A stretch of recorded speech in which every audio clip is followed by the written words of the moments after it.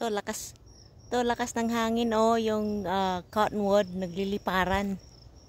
Ang dami. Pakita ko sa inyo yung yard namin. Diyos mio, kalilinis lang ng asawa ko nung isang araw. Ito na naman oh. Pag allergic ka sa cottonwood, wala. Mamamaga talaga yung mata mo dito. Ayan oh, parang snow. Kaya yung yard namin, kahit anong linis.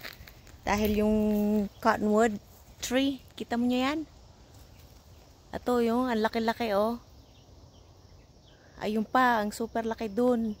Kaya yung yard namin, super kalat. Ayan oh. Ang dami. Grabe. Re-rake lang namin nito. Ayan oh. Tingnan nyo, parang snow dito. Kaya kung allergic ka, wala. Hindi ka talaga makalabas. Ayan oh, ang kapal. Ay, Diyos me.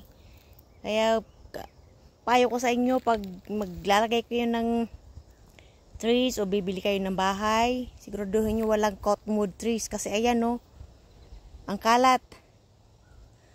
Ayan, ang dami oh. Hanggang July pa ito. Oh. Mahangin pa naman, kaya nagkakalaglagan. Ang dami, ayan oh. Ayan yung bushes namin. Hanggang doon yan sa likod ng bahay, pababa. Nako. Grabe.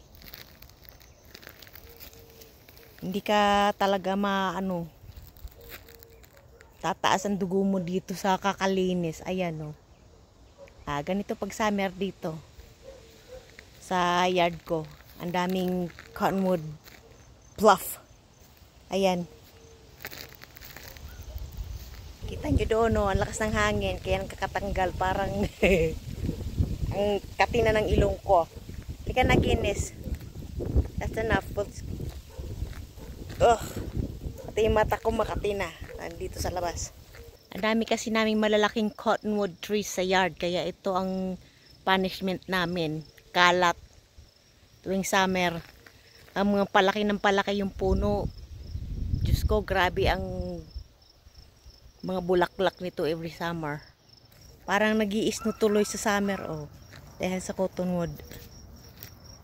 Ito dito sa baba. Ayan oh.